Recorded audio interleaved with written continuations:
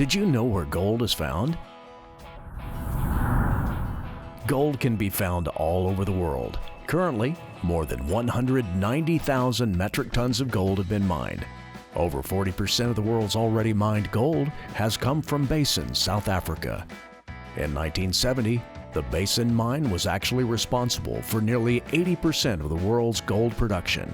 Almost 50 years later, the Basin mine still serves as a prevalent location for gold mining.